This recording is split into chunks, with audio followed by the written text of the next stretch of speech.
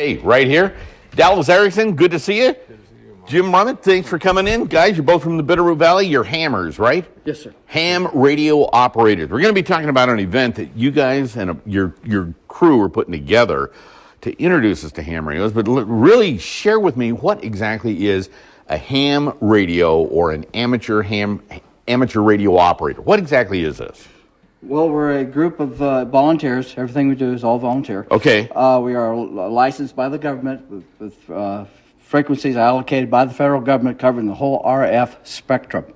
We can, on the lower frequencies, you talk worldwide. On the higher frequencies, you talk locally through handhelds, which link up to repeaters on top of mountains, which retransmit our signals at a lot higher wattage. Okay. Well, okay, so you talk internationally. That's what I always think of when I think of ham operators. Yes, and so forth.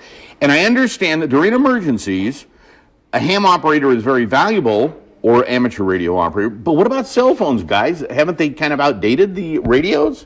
Well, actually, cell phones are the first thing to go in a disaster. If you look at the history of any disaster in recent years, cell phone goes out first. Oh. The second thing when the power goes out is generally regular phones go out. Oh, all right. So that leaves the airwaves.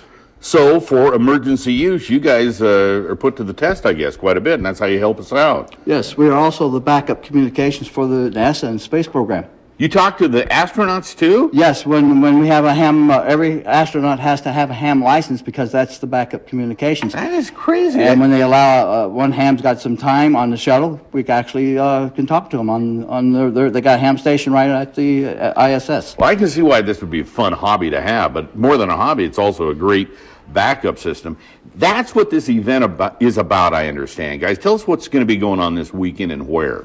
Well, basically, the ham frequencies were given for public service. Okay. And my main interest is, the hobby's fun, but my main interest is the emergency communications part of it. In the flooding recently here Certainly. in Montana, there was a time right at the beginning where we had to use some ham radio operators down in the southeast part of the state for emergency communications. And so this weekend, we're going to be, for 24 hours, working to put up our antennas. That's what we're looking at here, I think. You guys are out in the field setting up kind of a little demonstration probably. Yes, we have a project to get the antennas as high in the trees as possible. We had this bear come into our field day activities. We were wondering how we could attach an antenna to that bear and get it higher, but we're right out in the field talking. Our contacts are limited to the United States and Canada because they're the only ones involved in field day. But all right, so it's a 2-day deal, right? Jim, tell us when and where.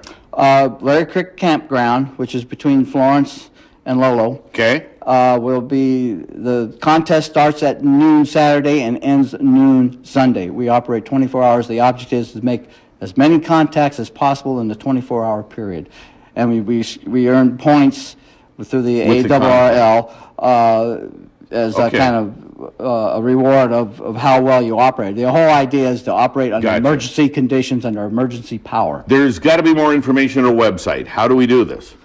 Or with the website? I think we've got it right down here on the bottom here, right? Oh, yeah. Yeah. W7ftx.tripod.com, right? Yes, sir. Guys, thank you, because there's more to talk about on this, and we just ran out of time. Thank you, sir. Appreciate it. Brooke, do we have good weather for the operators?